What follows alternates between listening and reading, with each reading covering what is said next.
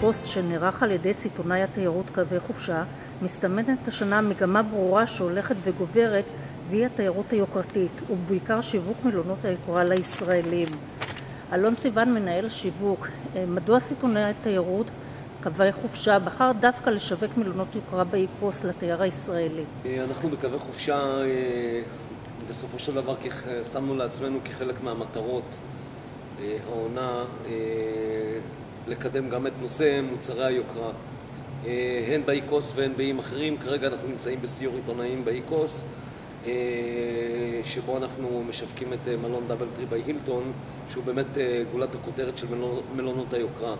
אנחנו מוצאים לנכון שהקהל הישראלי מחכה ומצפה למצוא מאיתנו לריינג' של מוצרים יוקרתי. הקהל הישראלי רוצה לשלם ומוכן לשלם עבור מוצרי יוקרה ומוצרי פרימיום, ואנחנו צריכים למצוא את הפתרונות, וכחלק מזה נערך סיור העיתונאים היום. זאת אומרת, אתה מגלה וגיליתם בזמן הלא רחוק שהולכת וגוברת הדרישה בקרב הישראלים לתיירות יוקרתית. בהחלט כן, אנחנו מוצאים שבשנים האחרונות התייר הישראלי לא מחפש רק את המחירים הנמוכים ואת האופציות הזולות, אלא גם מחפש להתפנק. הקהל הישראלי בהחלט הוא קהל שלחלקו יש את הכסף לשלם כדי ליהנות ממוצרי פרימיום, ולשם כך אנחנו מוצאים את הפתרונות המתאימים. אלון, במהלך הסיור התארחנו במלון דאבל טרי ביי הילטון. מה מיוחד במלון? מה מציע המלון הזה לתייר הישראלי שמחפש מלונות יוקרה? אני מניח שמי שיראה את התמונות, את קטעי הוידאו, את האתר של המלון, בהחלט יוכל להבין מה מיוחד במלון הזה, מרמת הארכיטקטורה שיש כאן, החדרים, המיקום שלו. היוקרה פה פשוט צועקת מכל מקום. האוכל, השירות המדהים שיש כאן, הבריכות, כל הפסיליטיז של המלון. אין ספק שזה אחד מבתי המלון היוקרתיים ביותר שיש באיקוס בפרט וביוון בכלל, ואני חושב שמי שכן מחפש מוצר פרימיום יכול למצוא כאן את האליטה בכל פרמטר במלון. האם יש טיסות ישירות לאיקוס? בהחלט כן. יש לאיקוס קווי חופשה תוציא הקיץ בין 5 ל-6 טיסות ישירות שיצאו למעט ימי שלישי, טיסות ישירות לכאן. מה עלות השהייה הממוצעת לסוף שבוע לזוג במלון יוקרתי במהלך החופשות והחגים? אם ניקח את יוון כדוגמה, נופש במלון יוקרתי כמו דאבל טרי ביי הילטון, כמו פורט רויאל ברודוס, כמו אקווילה ריטמינה בקרטים, בסופי שבוע בחודש יוני ניתן יהיה למצוא אותם באזור ה-700 אירו לאדם בחדר זוגי. בחודשים יולי-אוגוסט ובחגים אני מניח שזה יעלה באזור ה-1,000 יורו לאדם.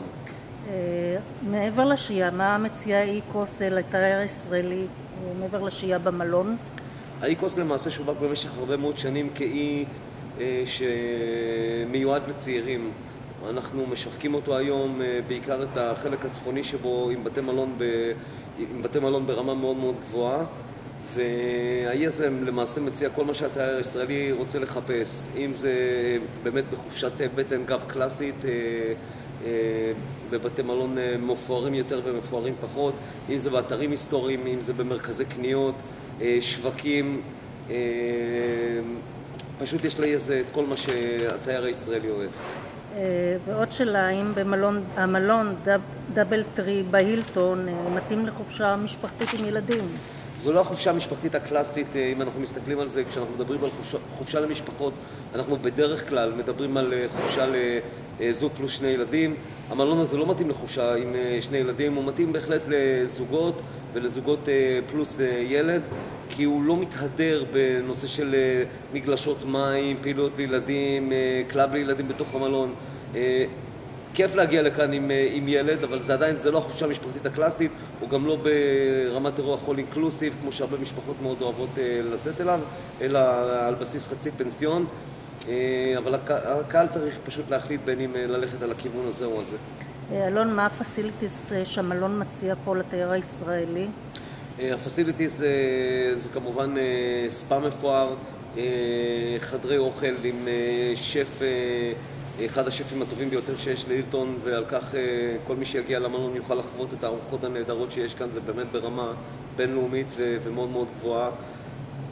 ספא, בריכות, יש כאן 21 בריכות שמהן כ-14 בריכות שהן פרטיות שנמצאות ממש בסמוך לחדרים של האורחים, ברים, חוף ים שהוא עם מסעדה בחוף וגם איזשהו בר מאוד מאוד גדול, מסאז'ים וכל שאר הפעילויות שיש למלון יוקרה להציע.